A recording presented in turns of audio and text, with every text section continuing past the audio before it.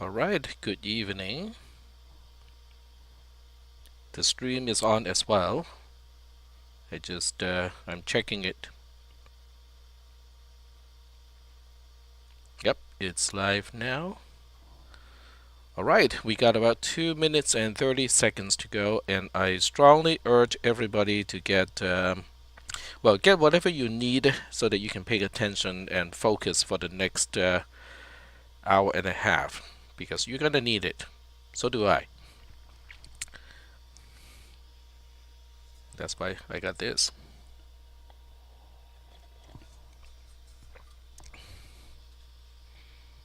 And of course, it looks like I'm just talking to Bilal.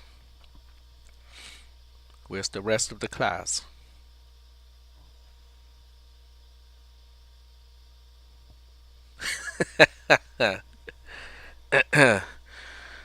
No idea, and it's gonna be okay.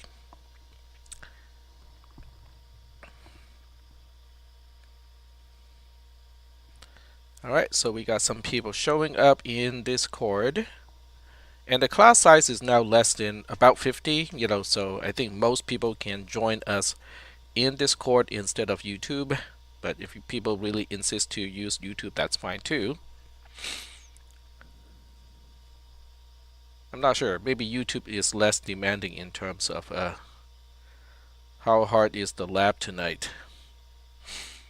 That you understand that I cannot answer those questions, not because I don't want to, but my idea of what is hard, it may be a little bit different. So so I'm going to leave that question unanswered. But I did respond to it, okay? So this is what I usually call, yes, I will respond to a question, but not necessarily answering it.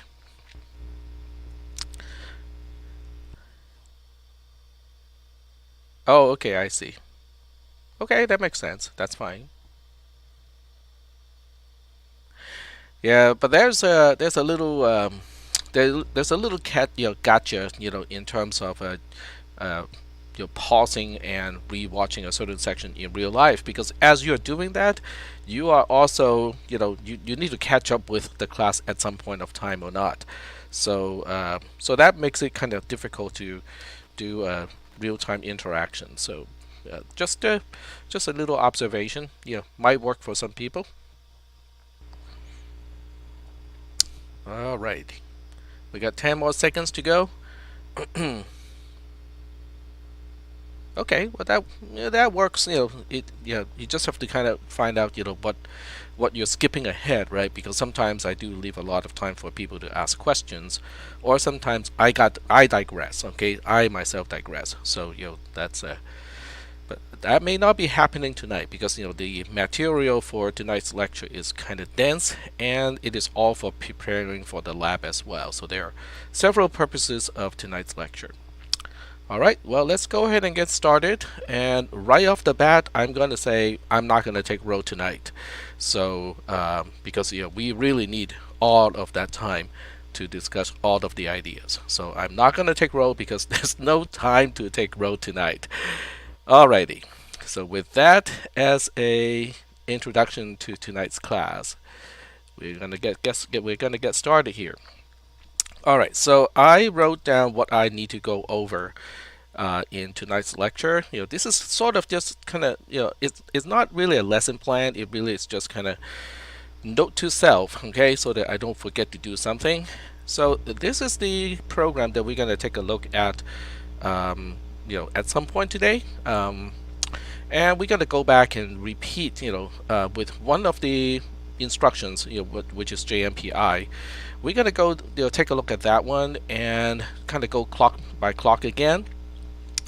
And we want to find out, how the instruction executes. So we're going to go back and revisit all of those important concepts, like what is a fetch cycle, right? What is decoding, and which location in ROM is actually corresponding to the configuration of what the processor needs in order to execute that specific instruction.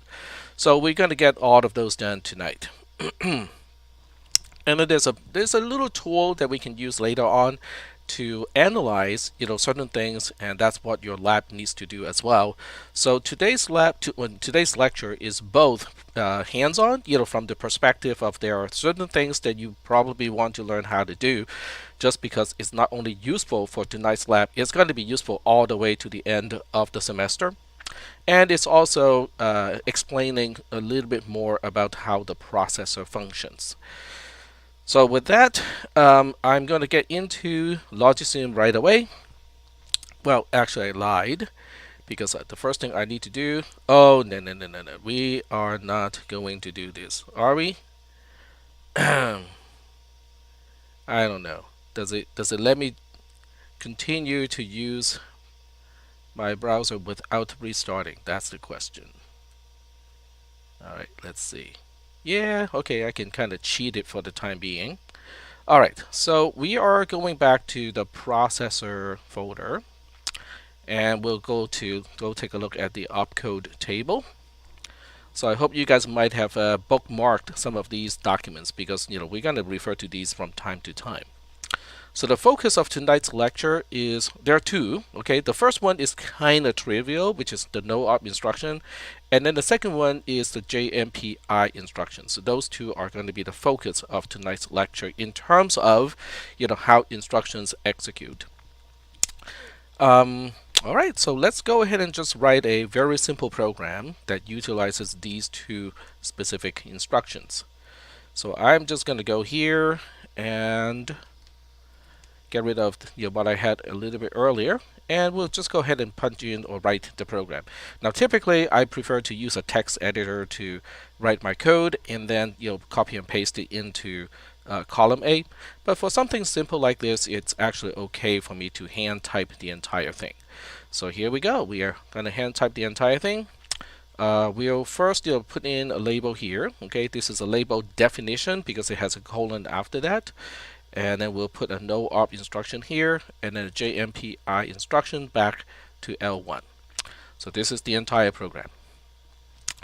So the question is, what does it do, right? Okay, so we got NoOp here, and the first thing we want to do to find out what it does, or does not do in this case, is to go to the opcode table, and then go to column B, find out try to match NoOp.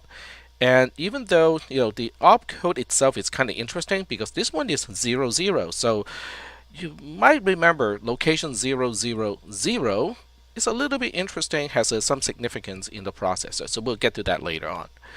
And if you look at the explanation in column C of what it does, and all you see is open and close brace without anything else.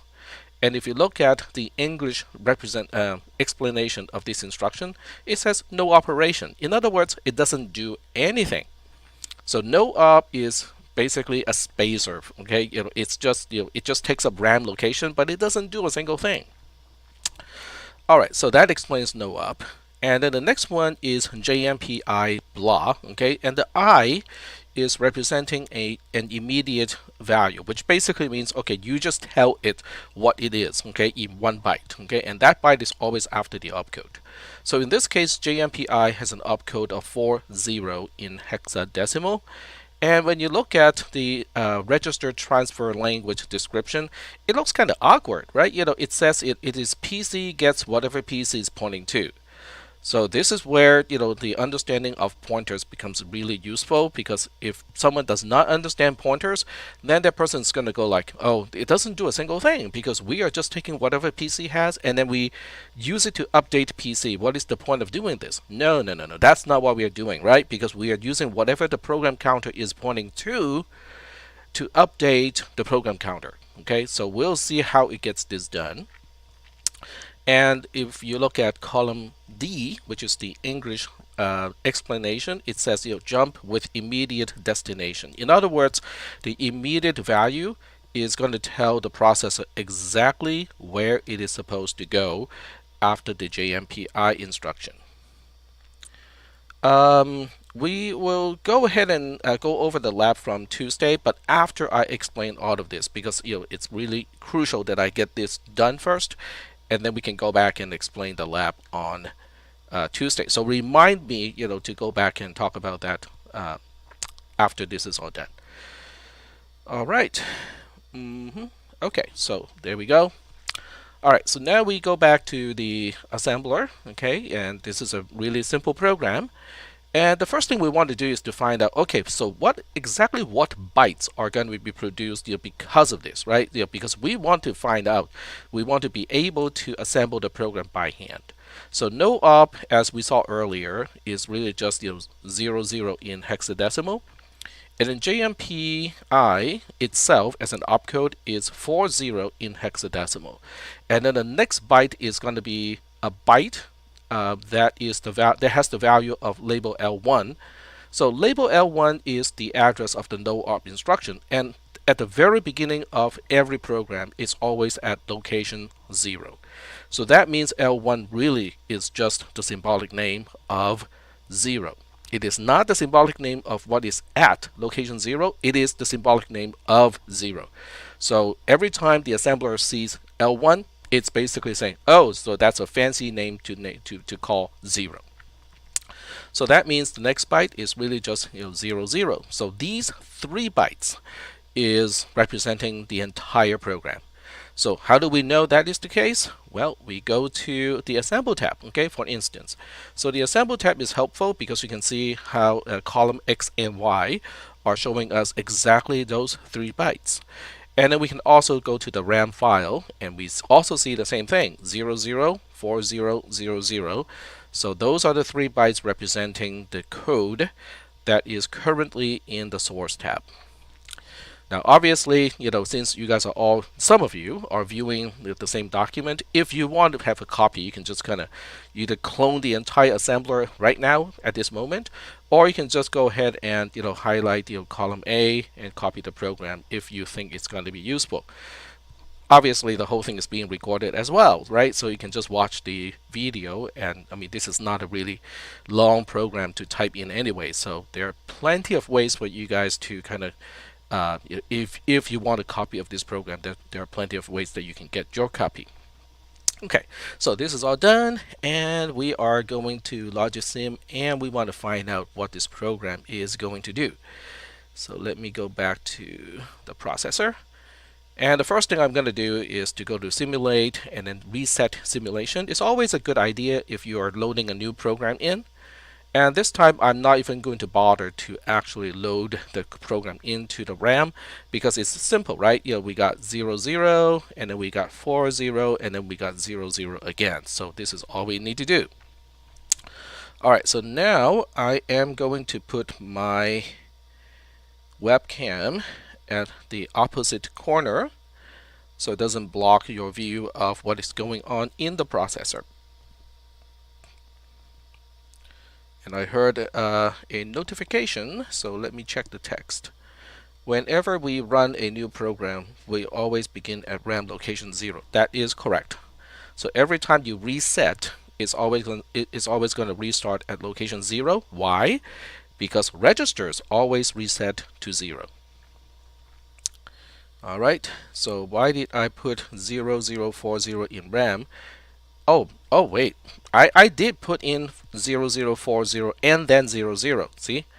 0040 and then 00. And the initial 00 has to do with the first NoOp instruction. Look at the program here. Okay? This NoOp has 00 as its opcode. So that's why. Alright. I kind of explained that a little bit earlier, and if you go to the Assemble tab, that's pretty clear that the NoOp instruction has an opcode of 00, and that's why we have the first 00. So L1 is the code. No, L1 is the label. So L1 is really just a bookmark. Okay, so instead of being a page or the content on the page, a label is more like a bookmark. It's just an easier way for us to go back to a certain page. That's all it does. So we put in both X and Y going from first instruction to last. Yep, that's pretty much what we learned from the first lab that involved the assembler, because I was telling you guys to find a location where the address is not listed in column W or column V. Remember that one? Yeah, so that one, yeah, basically shows you, how the bytes. So certain instructions only have 1 byte, like NoOp, and some instructions have 2 bytes, like JMPI, and then followed by whatever location it's supposed to go to. So that's why we sometimes see only taking up 1 byte. Some other times we see an instruction taking up 2 bytes. But those are all sequential and contiguous. Does the label exist as a value in RAM? The answer is no. It is a bookmark. It is not part of the book, so to speak. So the book is what the processor needs to run the program. The processor doesn't need all the bookmarks. The processor knows exactly what it's doing. It does not need any bookmarks because the instructions already clearly indicate where to go. Okay, like this one here, it goes to location 00. It is us, the programmer, the developer, that's going to have a hard time if you have like 20 labels, which is not even a complex program. How do you keep track of which label is referred? How do you keep track of those locations if you do not use labels? It's not like it's impossible, but it's very hard. Okay, it's very tedious. So that's basically what labels are for. Is a very easy way for the program, the assembler, to help us keep track of locations. All right, so so the second point of Ian is correct. Philip asks, so when I try to type those commands into the assembler, I keep getting errors in the other columns. Not sure why. Well, I cannot address that at this point because that will take up time, and I kind of need to look at a screenshot or a screen share in order to find out why that is doing it. All right, so the focus right now is to run the program, okay, so that we can get back to understand how the processor works. Not related at all. Okay, so Bernard asked, how whether labels are related to C variables or not, and the answer is no, they do not relate at all. So we are not quite to where we can talk about variables. So right now we are just talking about, okay, how does a program run without using any variables? Labels are not really comments. They are basically symbolic names. Okay, they're symbolic names representing certain values. That's the best way I can put it. And remember, if you go to the summary tab, no, not the summary, but the one more. If you go to the sim tab, you can see how L1 is actually just defined to be 0 in this case. They're not macros per se. Yes, I am splitting hair here because macros are text constructs. They are basically text expansion. Labels are more like const. Okay, so if you have a const int x equals to 5 in a C program, labels are kind of more like that. It's not exactly, but that's close. Okay, it's closer than any of the other constructs in the C compiler. All right. So will the program operate if we exclude the labels? Well, if you do not refer to them, then it won't be a problem. So if I get rid of L1, okay, and I don't need to really get rid of it, I can just comment it out by using //. So as soon as I do that, the assembler complains and go like, hey, you're referring to L1 here, and L1 is not defined. Well, it's not defined because I just commented it out, right? So the answer is no, the program is not going to work if you have a reference to that label. So if I already know location 00 is where the NoOp is, I can just spell it out like that, right? So I can just say, okay, let's not rely on label L1. I just say, okay, let's go to location 0, which means exactly the same thing. So if you go to the assemble tab, you can find that the program assembles exactly the same way as before. Okay, but this time I'm not using any label reference because I am actually the one counting the locations. So I can say, okay, that NoOp is at location 0, so I know what value to put next to the JMPI instruction. So it is a functional part of the program, but it's only used in the assemble process. It has no representation whatsoever when the program runs. The processor is completely unaware of labels.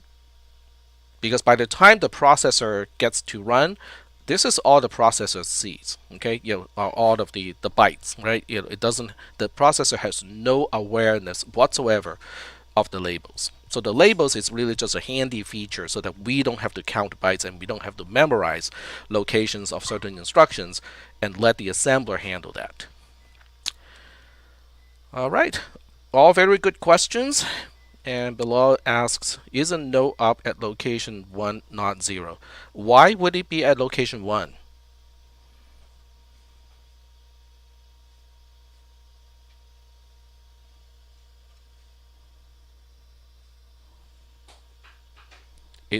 Which row it belongs to has absolutely nothing to do with its location. Let me show you what I mean by that. Okay, so I'm going to delete all of this stuff here, and I'm going to put the program on row 12 right here, right? NoOp JMPI to a 0, and I go to the Assemble tab. Guess what? Nothing happens for the first bunch of rows. Okay, so the line number has absolutely nothing to do with the location of the instructions. L1 doesn't store a value. L1 is just a label. All that is a label. Okay, it's just like when you're reading something and you go like, oh, this page seems to be useful. It defines the R and the C function. Yeah, I'm still grading the exam. That's why I use that as an example. So you put a bookmark, right? Into the notes that you have printed from the website. So that bookmark is technically a convenience feature, right? Because it doesn't really change the content of the module. It doesn't change the definition of the R and the C function. It's just a little thing that you can go back and find those pages more easily. That's what a label is. And Bernard is correct. This is an infinite loop, but we're gonna go see why this is an infinite loop once I get all of these questions addressed. So if L1 is just 0 and NoOp is 0, how can the program differentiate between blah blah blah blah? Okay, the answer is why not? there's no problem of a label being 0 and the NoOp having an opcode of 0 and JMPI going back to location 0. So so 0 means different things at different times, but there's no problem, right? There's no conflict that only one can be 0. They can all be zeros. Everyone gets a 0. I certainly hope that is not the case. And so far, I think of all the ones that have graded, maybe one person got a 0. Yeah, so certainly not everybody got a 0. Alrighty, so let's move on and actually watch the program run. Alright, so to watch the program run, I'm going to zoom out a little bit, because it's kind of important to take a look at the bottom part of the processor, the ROM. And the microcode part is really important. So I'm going to repeat a little bit of what I said on Tuesday, and I really, really hope that everybody got a chance to review the lecture on Tuesday, even though I'm just going to repeat some of those things because it's really crucial to understand that stuff. Okay.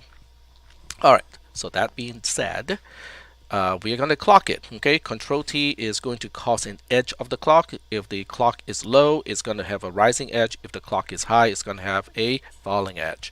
Clock is low right now, and when I do a Control T, it's going to have a rising edge. So when you look at all the registers and all the components, which one is going to be affected by the rising edge? So you have to look at something that is enabled and it is edge sensitive in the sense that it only pays attention to a rising edge. So we can see PC as a register is not enabled, so it's not going to respond to a rising edge. The instruction register, on the other hand, is enabled, so this is going to respond to a rising edge. RAM is enabled, but it is in a read mode, which means it doesn't change its content. It's only supplying the content. Alright, so I'm not going to get into the details of all of the other registers because we are running out of time. We will be running out of time today. So now that we know the instruction register is going to update, the next natural question to ask, and I'm not going to wait for you guys to tell me what the next natural question is. I'm going to tell you. We need to track down how it is going to be updated. Okay, so we track it down and go like, oh, okay, so it's going to be updated based on the output from the D port of RAM. Then we have another question after that, because if we are reading from RAM, then the next natural question is, where is it reading from? So in other words, what is the address port of RAM? Now the address port of RAM has a value of 0. Okay, that's easy to find out. The question is, who is supplying that value? So we track it down to this multiplexer, and the selector of this multiplexer is a 1. So that means input 1 of this multiplexer is connected to the output. So we track down input 1. Input 1 is coming from the program counter. So that is why we know, the program counter is specifying the location in RAM. The content at that location in RAM going out from the D port is going back to the instruction register, and when we have a rising edge, it's going to update the instruction register. So I'm going to do a Control T, and you're not going to see any difference other than the clock line clocking. And the reason of that is because the instruction register currently already has a value of 00. So for those of you who say, but I want something that's more exciting, I want to see change. Okay, fine, we can make it change. So instead of 00, I'm going to hard code something in that is not 00. So let's say we hard code in FD here. Okay. It doesn't really hurt anything because nobody is really paying attention to the instruction register right now, so I can just kind of put in whatever I want and it's not going to hurt a thing. But having that, when I type Control T on the keyboard, which is now, Control T, click, it becomes 00 because the content of RAM at location 00, which turns out to also be 00, is now updating the instruction register. So the instruction register now has 00. This is the first part and the most important part of the fetch cycle. Now the notes on fetch cycle is already in on Tuesdays, capture notes. Okay, so you can watch that video and it's already there. Okay. The next step is a falling edge, and that falling edge doesn't have much to do except to increment the microcode pointer. So here we go, Control T, and we can see the microcode pointer goes to 001. So the important part here is the ROM content at location 000 is what is telling the RAM to be, 1, paying attention, 2, it is in read mode, and it's also configuring this multiplexer so that the output of the program counter is connected to the address port or the A port of RAM, and it is also telling the instruction register to pay attention. That's from location 000. So that part is really important because the ROM is containing what we call the microcode. And microcode really just kind of boils down to the individual zeros and ones that we need to configure all the multiplexers, all the demultiplexers, telling which register they should be paying attention, which one is enabled, telling RAM whether it's enabled or not, whether it's in the read mode, whether it's in write mode, blah, blah, blah, blah, blah. So that is what a microcode is. One piece of microcode tells all of the components what they should be doing. Alrighty, no questions. Alright, so the next one is going to be a rising edge again, but this time we can see the program counter is enabled. So now the natural question is, what is updating or what value is being used to update the program counter?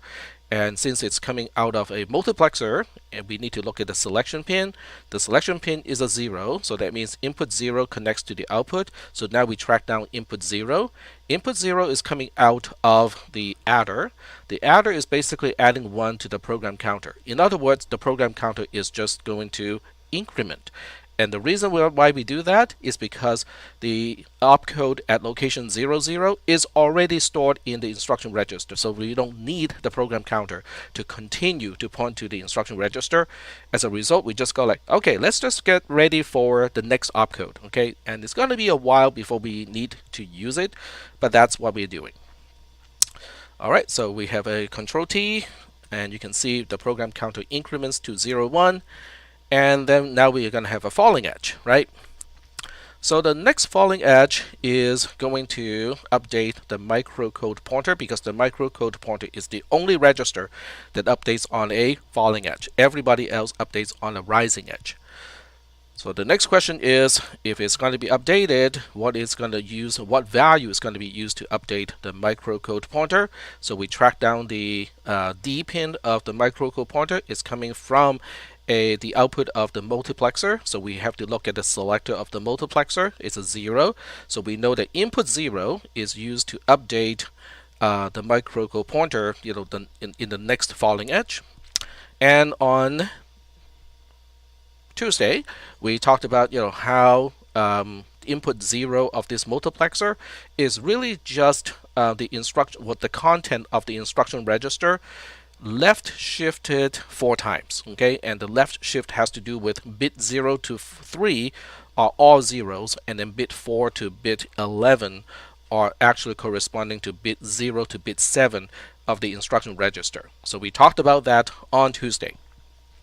So in this case, it's not going to be very exciting because the instruction register really has 00 in it. And as a result, the microcode pointer is just going to be updated to what? I'm going to let you guys answer this question, okay? On the falling edge, what is going to be the new value of the microcode pointer? Exactly. So Vincent and Ian are both correct. So the microcode pointer is just going to go back to location 0, 0, 0, which means we're just ready for the next fetch operation. So the actual work, okay, done by the processor is what happens between the fetch cycles. And at this point, with this particular program, other than incrementing the program counter, it didn't do diddly, right? the processor did not do diddly, and all we did was to increment the program counter, because when I do a falling edge right now, Control T, the microcode pointer is now going back to location 0, 0, 0, which means now we're ready to fetch another opcode. What about that NoOp thing that we just fetched? It did not do a single thing. That's kind of the whole point of why it is called the NoOp. Okay, it doesn't do a single thing. That's basically what it is. Alright, so now that the program counter is at location, it's pointing to, has a value of 0, 1, and we already know that when the ROM is at location 0, 0, 0, we are in a fetch cycle. We are basically saying, okay, let the program counter point to the location in RAM, and then we're going to get the value at that location and then use it to update the instruction register. That's basically what the first step of the fetch cycle is going to do. So now we just look at this and go like, oh, okay, so we are now ready to fetch the JMPI opcode, which is at location 0, 1. It has a value of 40. So at the next rising edge, we can now expect the instruction register to update to 40. So Control T, there we go, 40 right there. And then at the falling edge, we know the microcode pointer is going to increment because we are basically done with this slice of microcode. Okay, so whatever is highlighted in the ROM here, it's already done. Okay, the rising edge has already passed, right? So whatever it needs to do is already done. So the falling edge is just going to update or increment the microcode pointer so that the microcode pointer will point to location 0, 0, 1. So I'm going to type Control T now, just like that. And now the processor is configured so that it would take whatever the instruction register has, left shifted by 4 bits using this mechanism here, and then use that to update the microcode pointer itself. So this step is really important. It is called the decode cycle. Oh, okay, wait. Wait. Okay, I missed one step. Okay, because this is a rising edge, right? We know the microcode pointer does not update on the rising edge. The program counter does. So the program counter is going to update, or it's gonna update with this rising edge. So once again, we want to ask, how is it going to be updated? But since this ROM content is controlling this multiplexer indirectly, so in the end, we are basically saying, oh, so we're going to increment the program counter again. So the program counter is going to get to location 0, 2 after this rising edge. Okay, so I'm going to pause here and see if you guys have any questions, because at this point we are basically just doing the same thing over and over again. So there's nothing novel at this point. Should not.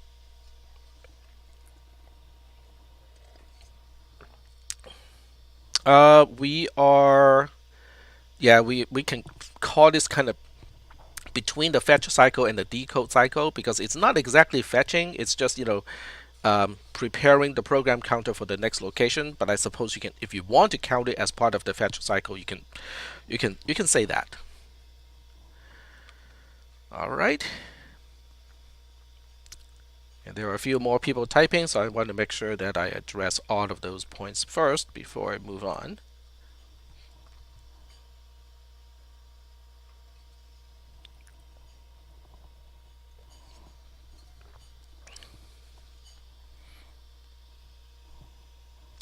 All right, does the PC, the program counter, and the microcode pointer perform the same function for different components within the processor? The answer is yes. You can see how the microcode pointer is responsible to increment the address of ROM, and then the PC is responsible to increment the address of RAM. But RAM, each location of RAM is sort of kind of like a macro, so that macro is expanded by the ROM mechanism. But you're correct. One is basically a counter for the location in RAM, and the other one is kind of a counter for the location in ROM. Does the execute cycle take place just before ROM is reset to address 000? Yes. So the amount of work done after decode and before the next fetch cycle, that's basically the execute cycle. That's where the work is actually done. So that's a very good question, Eric. All right. So any other questions before we move on? All right. So there are no questions, and I am going to move on. So moving on, okay, the next edge is going to be a rising edge. So we know, the program counter is going to be incremented. So Control T, you can see how the program counter is now going to location 2. Now this is really important because I want to emphasize where it is pointing right now. Right now, well, it doesn't show because RAM is not active, but if it were, it would be pointing to the location 02, which is the 00 right after the 40. In other words, the program counter is now already pointing to the location that's going to supply the immediate value for JMPI to happen. But we are not paying attention yet, okay? Because right now we're just about to do the decode cycle, so that's why nothing is happening just yet. All right, the clock is now high, so when I do Control T again, it's going to be a falling edge, which means the microcode pointer is going to be updated. Now, because we are currently at location 001 in ROM, a falling edge is now the decode cycle. We are about to decode 40, which basically means, oh, okay, let's left shift, the bit pattern of 40 by four times, and then stick it into the microcode pointer. So that means the microcode pointer is going to end up with the value of 400. So Control T. Sure enough, we are now at location 400.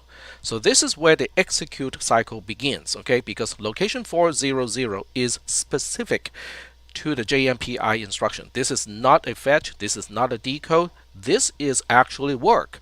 Okay, this is actually what we want the processor to do. The other parts are just basically overhead to get to the part where it specifies what the processor is supposed to do. So now that we get to this location, we can get some real work done. So the question is, what real work are we talking about? Well, the opcode table shows you what real work we are talking about. That's going to be the program counter being updated by the content that the program counter is pointing to in RAM.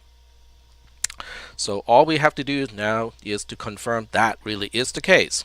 So we can confirm that by looking at the program counter itself. It is enabled, which means we now need to track down the wire going into the D port.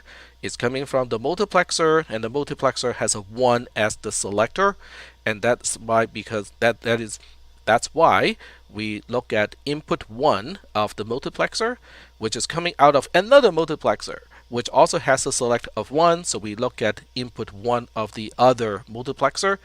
And this one goes all the way back to the RAM component. So it's going back to the D port of RAM. RAM is selected, which means it's active right now. And the next question is to ask, are we reading from RAM or are we writing to RAM? That is indicated by the value of the load port, the LD port. It is a 1, which means it is actually we are reading from RAM. And then the next question to ask is, which location are we reading? And that's the question. That's a question that we can answer by poking this wire that connects to the A port of RAM, and it is 02. But that's not the end of all the questions, because the next question is, who is specifying that we need to read location 02? That's coming from the output of this multiplexer. The selector of this multiplexer is a 1, so that means we need to track down input 1 of this multiplexer, and that's coming from the program counter itself. So I hope this explains why the program counter is getting whatever the program counter is pointing to. So I'm going to pause and see if there are any questions. If there are no questions, then we're going to move on. Because when this code actually executes, you guys will go like, oh, that is not very exciting. This is like boring. Please stop. But I'm not gonna get to that until you guys are done with this. So I want to see if there are any questions.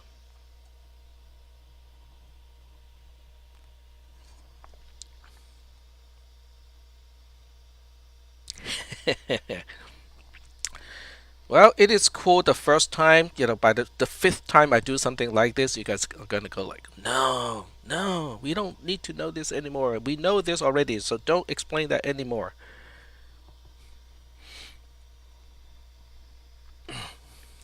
And well, but what I'm showing you here is a process that you can use for all of the opcodes that the processor supports. So you can actually get to understand how each and every single one of those opcode is performed by the processor. All right, so Omer is asking, so this is what happens in my regular old computer processor. All processor are kind of like this. Okay, so they all have similar mechanisms. They may not be exactly the same, but they all have very similar mechanisms. Now, if you're talking about the i7, i9 processors, I mean even an i3, okay, they all have the same basic architecture, and they're far more complex than what this is. Okay, this is like as simple as it gets. But they all have a very similar type of mechanism. So every time you do a jump instruction, even with an Intel processor, it has to figure out where do you want to go to and which location is supplying that address. So that's basically what is happening here. And assuming there are no further questions, we are going to have another transition. So we're going to do a Control T again. It's going to be a rising edge, right? So after all that analysis, all we're going to know now is to say, oh, so this location in RAM is going to be used to update the program counter itself. Okay.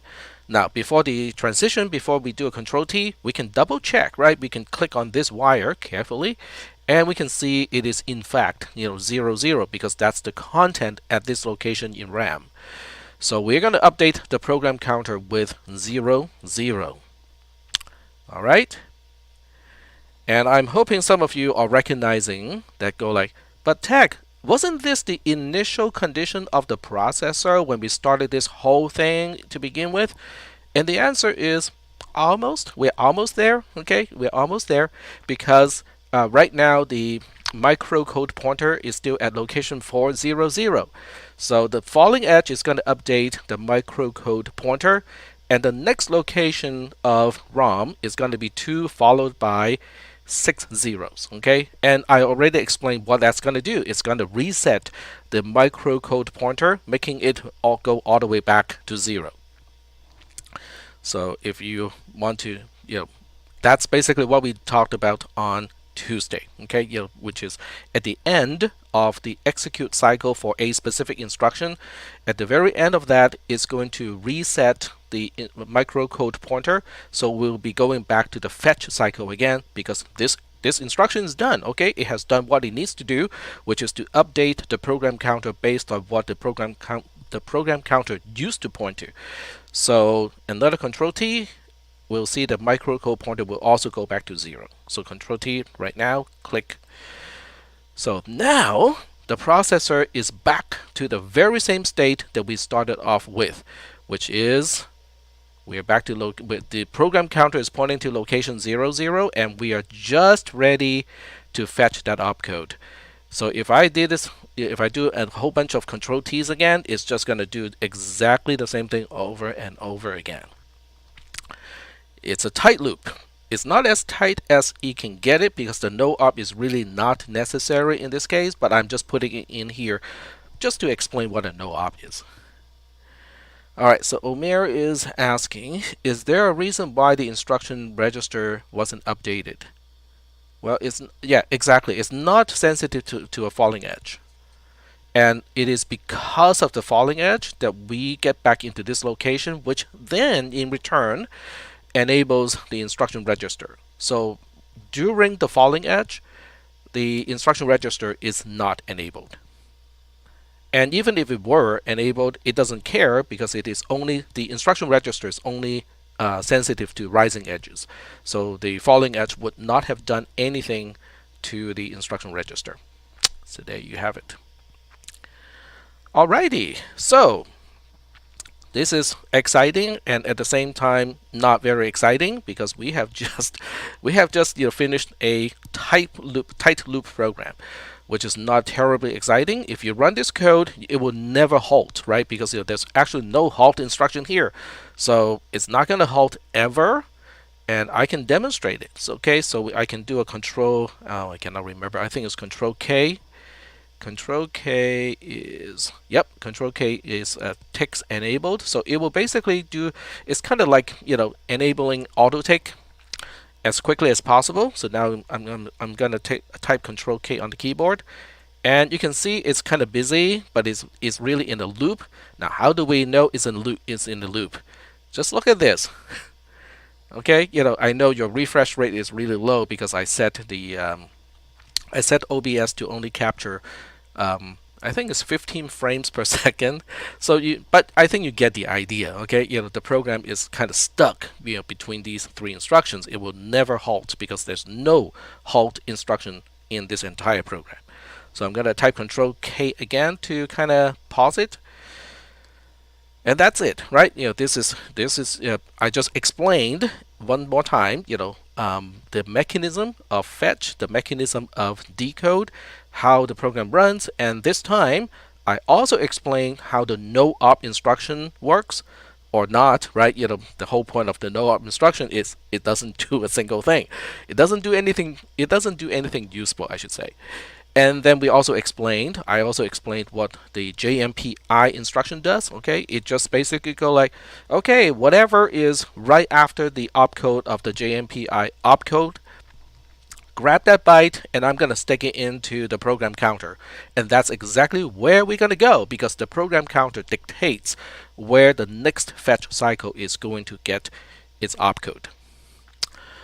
Alrighty, I'm looking at the time. It is only 6:15, so I am actually slightly ahead of time. And I know you guys want me to go back to the previous lab, but there are still a few more things that I need to kind of go over before we get there. Okay, so I'm gonna have to finish explaining this part first, and then we can go back to the lab on Tuesday. Oh, we got some questions coming. We got incoming.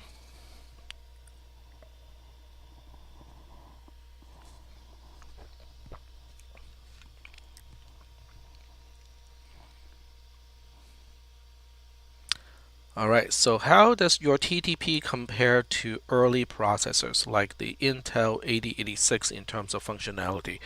The 8086 is actually very complex compared to what you're seeing here. Most of the earlier processors, had 16-bit program counters already, so they can. I mean, if you think about it, with an 8-bit program counter, your entire program, including all the variables and all the code, must fit in 256 bytes. Okay, that's not a whole lot of space to write a program. Um, so this processor is significantly less complex, even compared to processors that were found in personal computers in the early 80s. So who invented the processor? Well, it depends on which the processor you're talking about.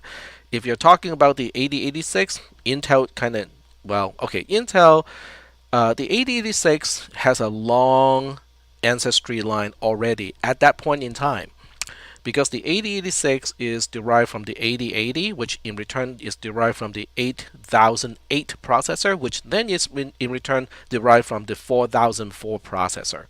So you kind of have to track all the way back to the Intel 4004 processor.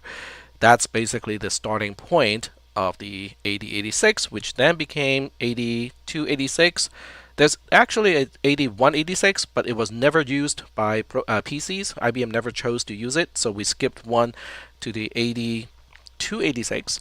And then we got to the 386, which is when 32-bit operating systems became possible. Took Microsoft a long time to catch up with what the hardware could do, but eventually they caught up. And then we have the 486, which was the last generation that had a separate FPU, floating point unit. And then we move on to the Pentium processors and so on and so forth. Just a brief history of the Intel processor line. Alright, makes you wonder how they fit the first Mario Brothers on the game cartridge.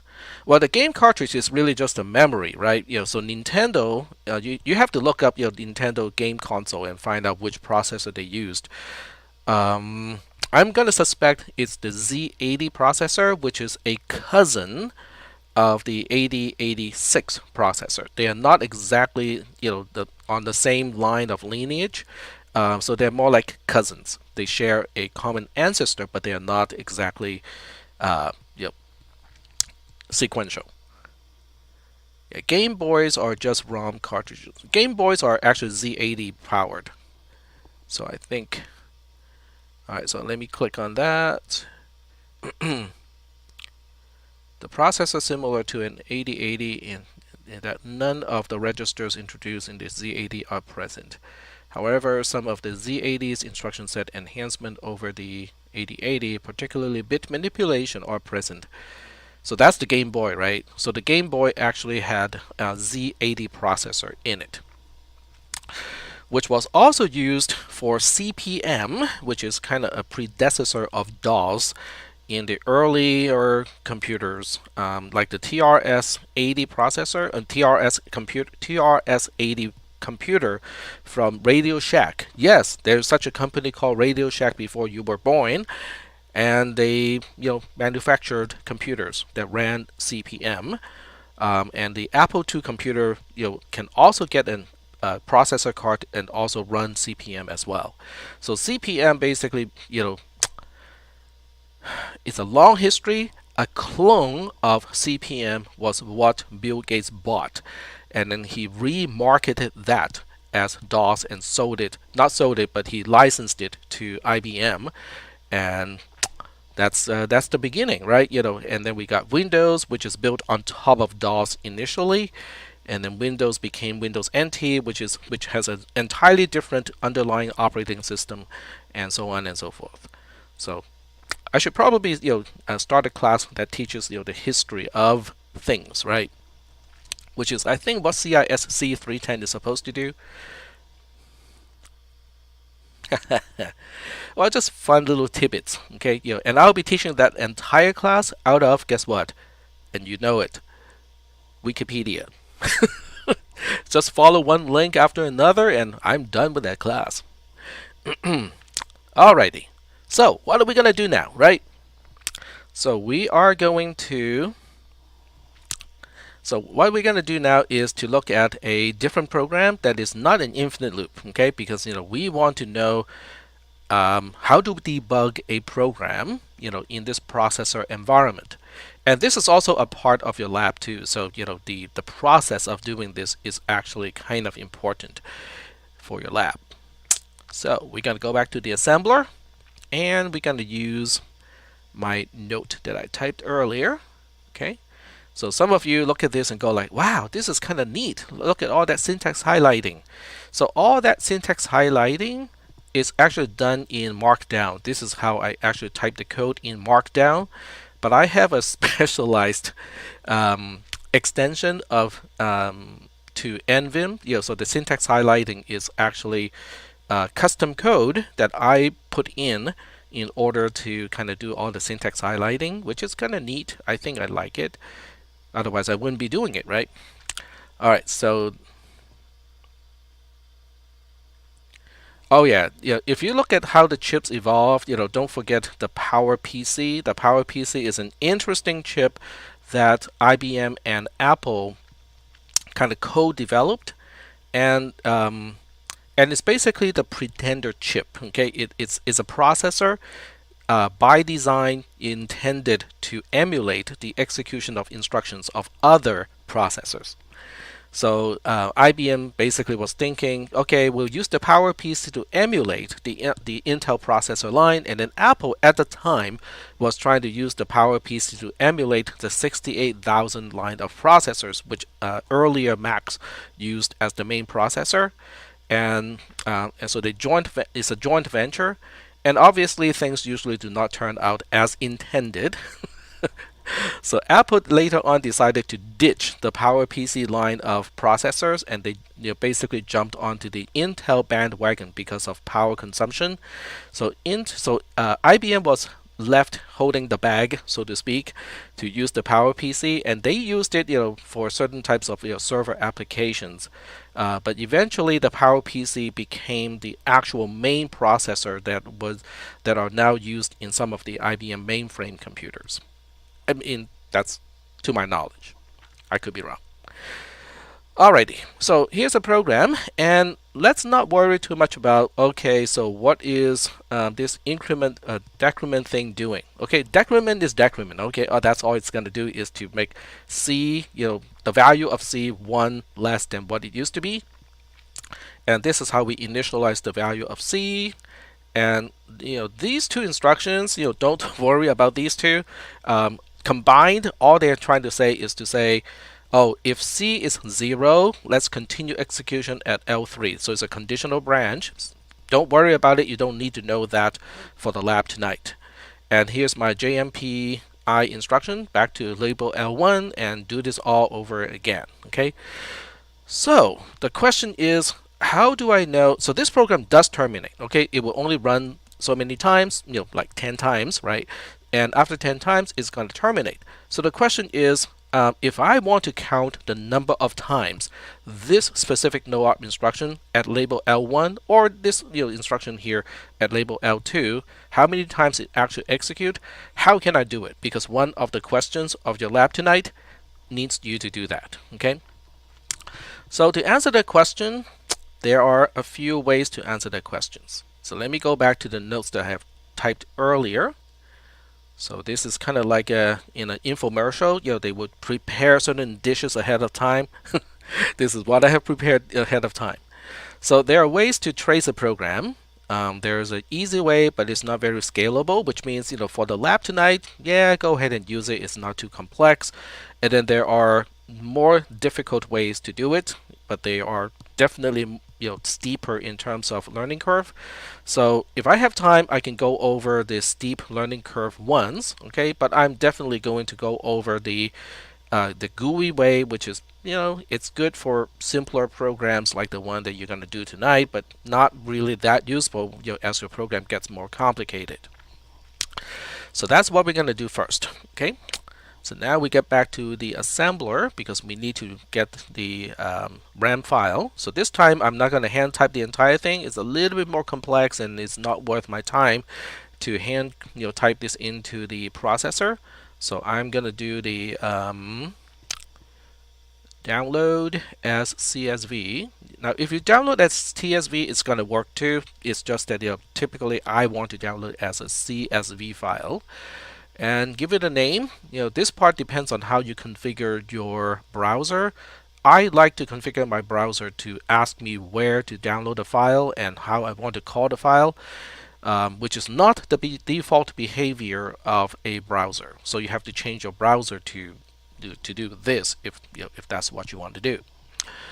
All right, so we'll just say loop. Okay, I'm just going to call this program loop. So loop.csv is the file. So now that we have the file, we switch back to the processor like this. And I'm going to reset the whole thing. Go to simulate and then do a reset. And then right click on the RAM component and then do a load image. And then we go back and specify the CSV file that I just saved, which is not test.csv because it's supposed to be loop.csv. So loop.csv. Click open. And now we have that program here. All right, so remember what I said? I want to count the number of times that NoOp instruction executes. But before we do that, okay, let's just make sure this program does terminate. In other words, it does halt at some point in time. So now I'm going to do a Control K to start the auto ticking. So you can see, okay, so we are now convinced the program does halt, okay, which is a good sign. Now we can pause and reset the program again. Now you might say, but if you reset the whole thing, we're going to have to reload everything into RAM. It's going to be a hassle. So there's a way to shortcut this. Okay, I designed this circuit here so that there's a way to shortcut it because I got tired of having to reload the program every single time I want to restart it. So one quick and easy way to restart it is, now you have to make sure the clock is low first. Okay, so if this is a bright green line, you have to click this icon once. Okay, because if it's like this, then you don't want to use the rest of the technique yet. So you want to make sure clock is low first. Okay, that has to be the case. Then you can just click the reset pin here. So this reset button is not going to trash anything in RAM because RAM has its own reset button. So the reset tunnel does not actually connect to the clear pin of RAM. So this is a shortcut so I don't have to keep reloading the content into RAM over and over again.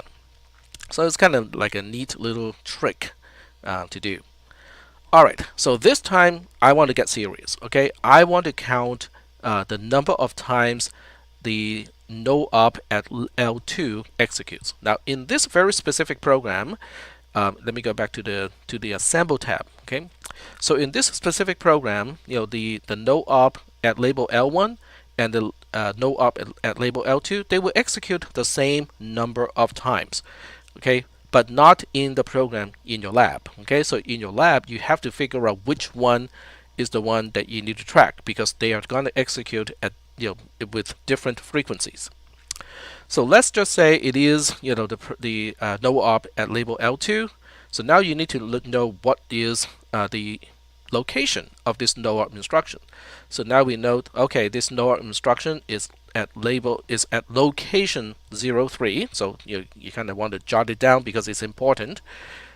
Now 03 is going to change. Okay, so do not quote me. Okay, 03 is not necessarily going to be the address of the NoOp instruction of your lab. Okay, but it is in this example.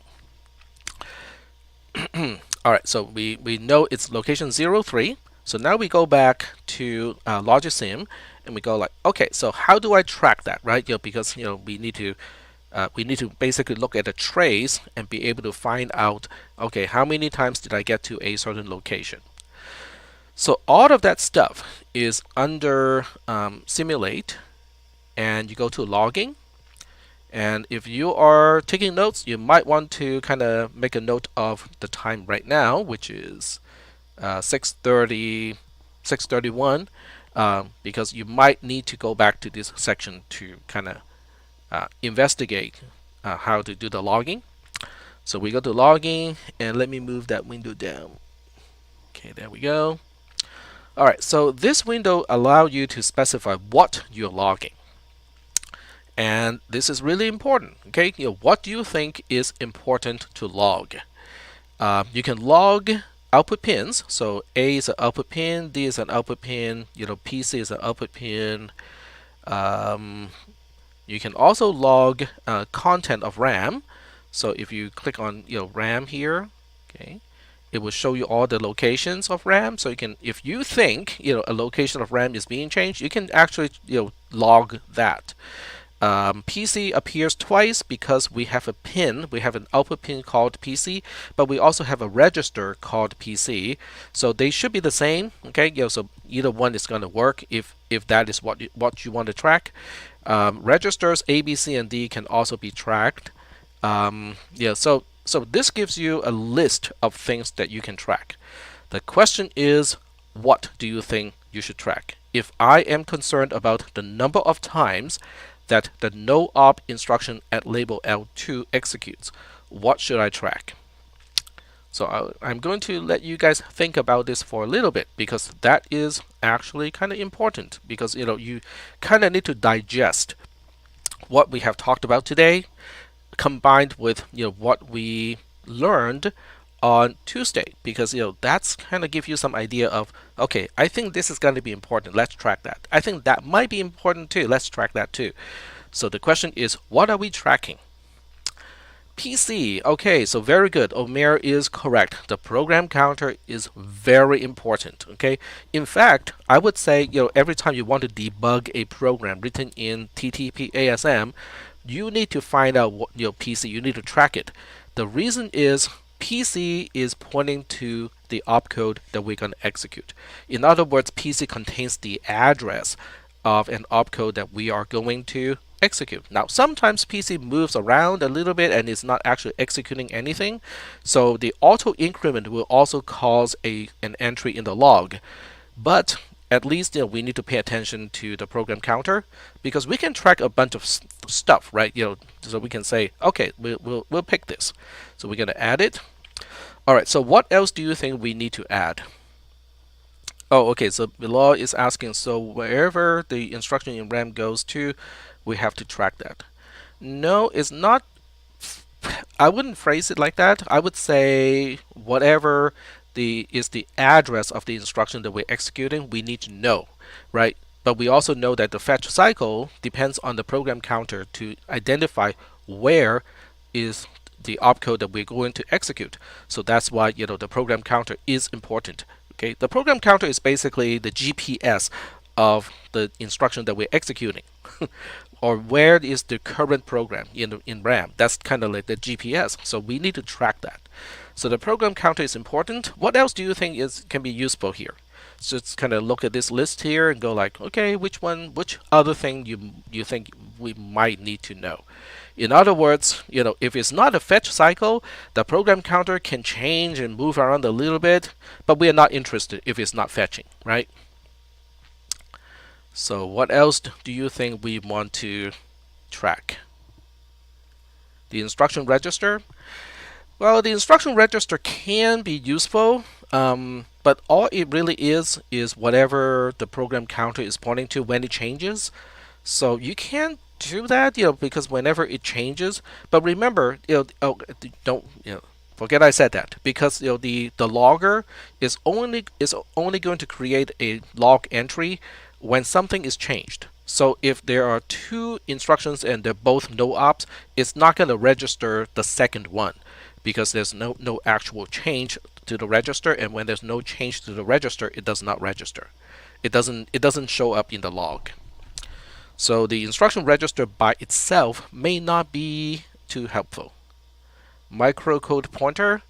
If you track the microcode pointer, you end up with a very, very busy trace, but it can be done, okay? Because you know that when microcode pointer is 000, it is the fetch cycle. So when you combine the program counter and the microcode pointer, then you can say only the entries where the PC corresponds to the address of the NoOp instruction and the microcode pointer corresponds to 000, then we count, okay? So yes, you can do that too. In fact, let's do that. So let's move, let's track microcode pointer. I think these are all alphabetically sorted. So microcode pointer. So between these two, we are done. Okay, we got everything that we need. Now, the interesting thing is if you click on each one, you can change the radix, radix, which is basically the base. Okay, so right now everything is tracked by in base 2, which is not easy for us to see. So we want to change that to either base 10 or base 16. Now, personally, I would choose base 16, but it's up to you. So I'm going to change both of these to base 16, like so. So I got everything set up here. What I need to track. So we now click on the next tab, which is table. So table is basically where it shows you the log, but since we haven't really run the program yet, so it's not going to show you anything. But I would suggest you not to use a table to track everything. I would suggest you to use a file to track everything. So we're going to have to select a file first. Okay, so we're going to go to select, and you just have to name a file. Okay, so we'll just go ahead and name. How should I name this? Trace1. Okay, so I'm just going to call this trace1. And I will supply an extension of TSV because the output is actually tab separated. So the proper extension of this file is TSV. So let's go ahead and save it. There we go. And don't click on disable because when a button is labeled disable, and that means it is currently enabled. Clicking the button is going to disable it. So we got everything set up now. Include header line? Yeah, sure, why not, right? Because we want to tell which column is the program counter and which column is the microcode pointer. So now we got everything done. We will close the window and then we'll do a Control K to run the program until it holds. Okay. So Control K, like so, and then Control K one more time. So now the program has stopped. So what I'll do next is I am going to take a look at that file, right? So I'm doing something off the screen just so that we can get to that file. So we'll use mousepad, which is basically the same as your notepad, to open the file. So you can see that it is just a regular text file. A little busy, but it's just a regular text file. So mousepad, how did I name that one?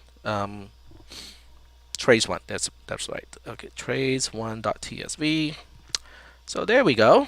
So this is the content of the text file that was generated as a result. Okay, so you can see how the PC goes around all at different places, and then the microcode pointer goes it just keeps buzzing along, right? So how do we identify which lines to count? Because we need to count certain lines, because we need to find out how many times the NoOp at label L1 executes. So for those of you who have good memory, the program counter should be 02, right? Because that's the location of the NoOp that we're supposed to track. Control F. Oh, Control F to find stuff. It can potentially be useful, but I'm not gonna, I'm not too concerned about that right now. Okay, so PC being 02 is definitely significant. Okay, but you can see there are 3 lines here. Which one should we count, or should we count it as 3 times, right?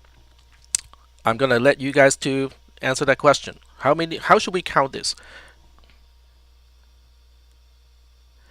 Alright, so Omer said, are those columns matched where the PC is at location 01 and the microcode is at location 001?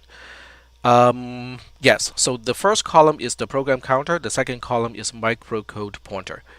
I'll show you what happens when you open this file in a spreadsheet program, because that's going to be helpful as well. But let's focus on the question right now is, how many times should I count 02, or how many times the instruction execute when we see it appearing 3 times here? Should I count 3, or should I count 1? Or should I count 2? Or should I count 0? 4 choices here. 0, 1, 2, 3. Which one should be the right answer?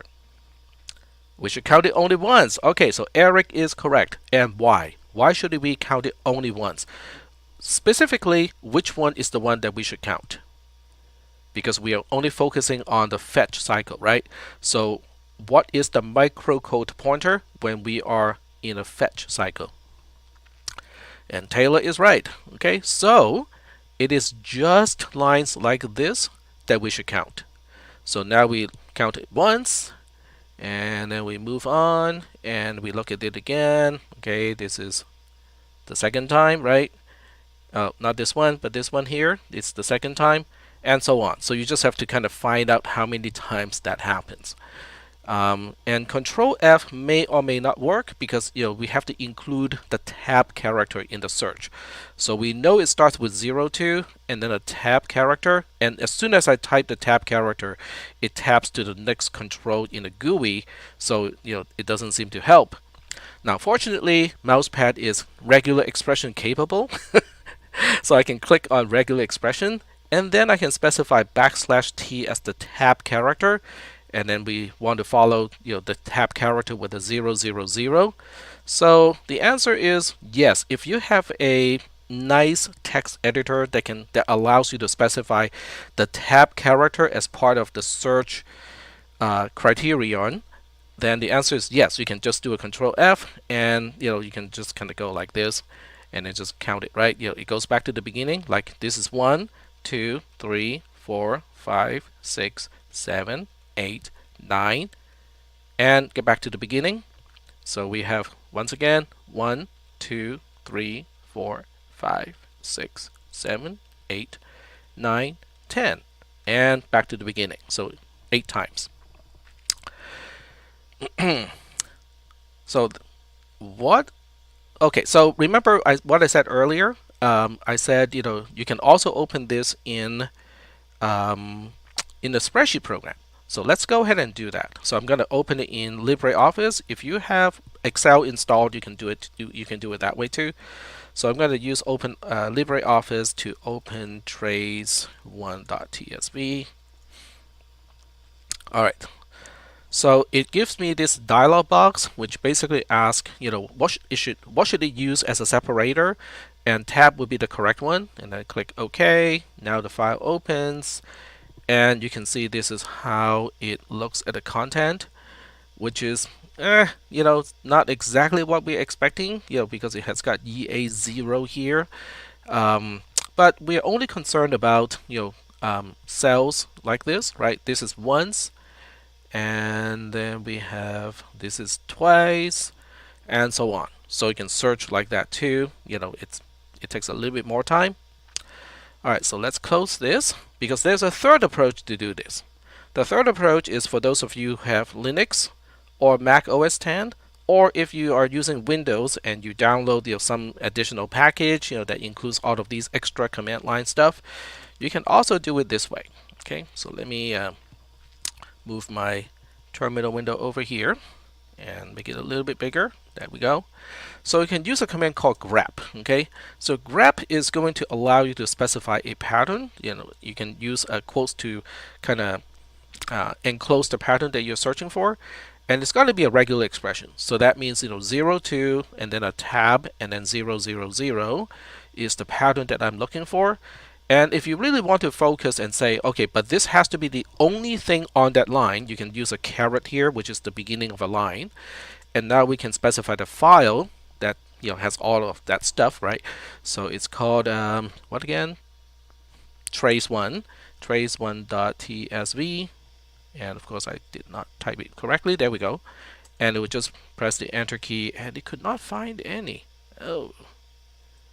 All right. So maybe. Okay. So what is?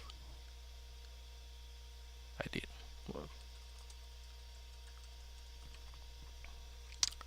Alright, so it does have 02000 separated by a tab, but it doesn't want to do it that way.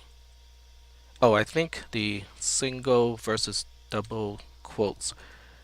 Nope, that is not the case either. Huh.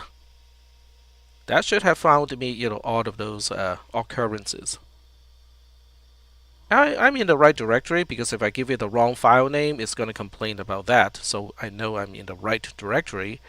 It's just that the way I specify the tab character is not recognized. Alright, well, that's okay. I can actually just type in the tab character, Control V, and then the tab character. Okay, that. So now it shows me, all of these lines. I still have to count all of these, right? So in Linux, you can pipe all of this stuff here to what we call a WC program. And to Europeans, this is a funny joke, because WC is water closet. But no, we are not sending, the output to the toilet. We are sending it to word count. That's WC. And it would tell me how many lines, how many words, and how many characters are in this output here. So there are 10 of those. Yes, these are pretty fancy stuff. You do not need to use it, right? Because you can just tell from a text editor how many times you have to count it. All right, so now we're going to make some changes to this program, and we want to count again. So instead of using initializing register C to 10, we'll initialize it to say 5. Okay, so I am actually doing something that's really bad. I'm just I'm hacking the program.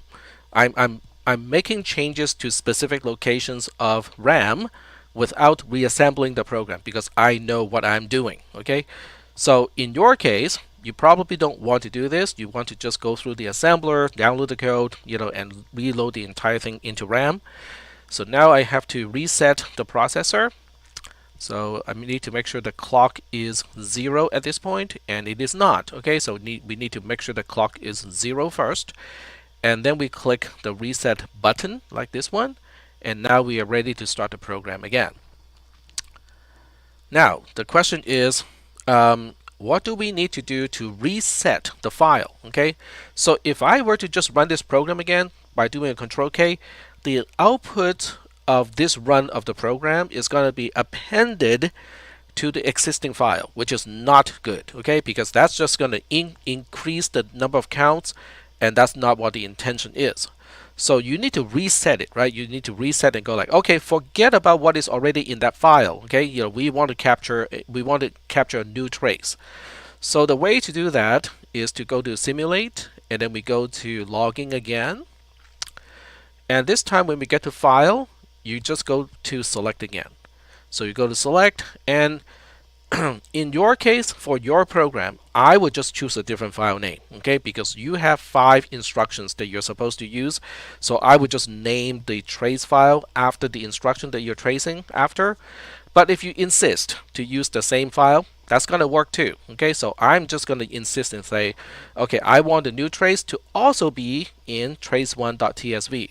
So the moment I click Save, it is going to remind me and go like, okay, so we already got some stuff in that file. Do we want to overwrite or do we want to append? The answer is we want to overwrite because we don't want to double count things based on earlier runs of the same program. So we want to overwrite for sure. So now if I run the program again, okay, so let me close this first and then Control K, run the program, pause the program, and then go back to my command line interface and then do the same trick here. You can see that this time it only occurred 5 times because I initialized C, the register, only to 5, and since we are decrementing C only once per iteration, so this time it only takes 5 iterations before C gets to 0, and then the whole program is done.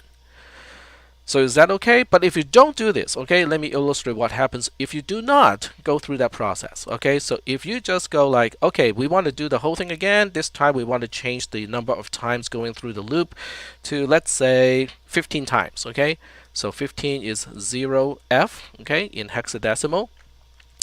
The clock pin is already low. We just click on reset, and then we do a Control K. The program is now done. Control K again. And then we say, okay, let's do that magic thing again and count the number of times that we are in fetch cycle when the program counter is at location 02. And this time it says 20. What? Right? I mean, 20 is not 5, 20 is not 15. How do I get 20? That's because if you don't do the steps that I just illustrated, everything is going to be appended automatically.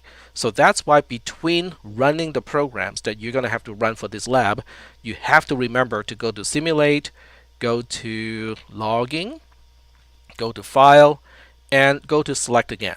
Okay, it doesn't matter if you specify exactly the same file, because even if you specify the same file, the moment you click Save, it's going to tell you, do you want to overwrite or do you want to append? And then the answer is overwrite. Then you'll be ready to reset the processor and run the program again. You probably want to reload your RAM content anyway, because I don't want you to do what I just did, which is just kind of go into specific locations and go like, yeah, I know what I'm doing. I'm just gonna specify the new content at that location, because the program doesn't change much. Okay, it's just one location that we need to change. But from your perspective, you probably want to just kind of go through the assembler, and so this way you don't potentially make a mistake when you are poking or when you're changing the location of a location in RAM. Alrighty, so I'm going back to the text channel because there's some traffic after that. After the last time I checked it, it shows the number of occurrences at the bottom of the window. Okay, are you in the right directory? Okay, hacker man. It's more like Tacker Man this time. So do we have any questions about the process? I mean, we just ran out of time too. So I'm sorry that we don't have enough time to talk about the lab on Tuesday, but I think this really helps to clarify some of the items in the lab on Tuesday as well. Kind of an extension, but also there's a great deal of overlap between the content of today's lecture and the lab on Tuesday.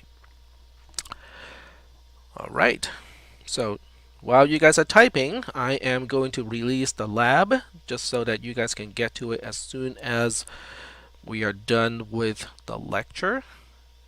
So this one is simple branching and code analysis.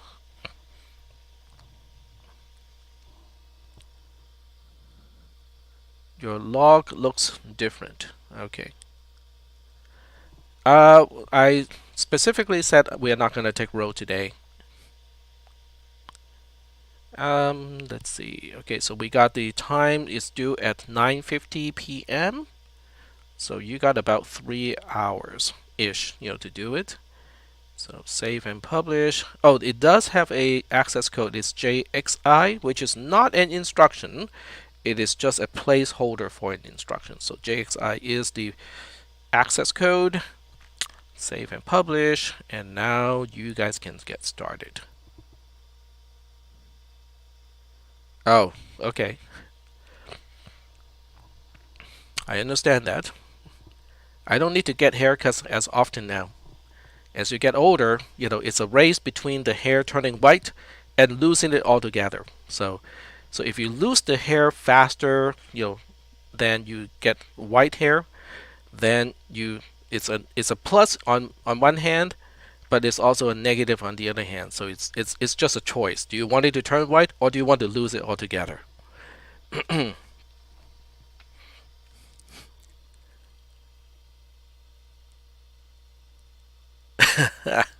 A new Kirby game. Yeah, Kirby is my favorite in Smash Bros.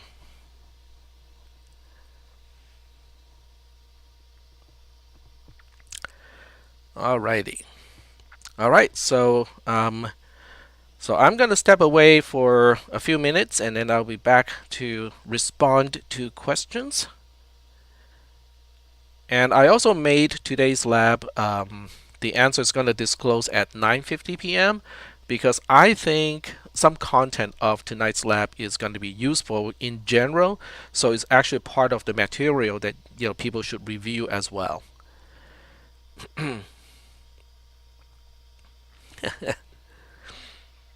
Alrighty.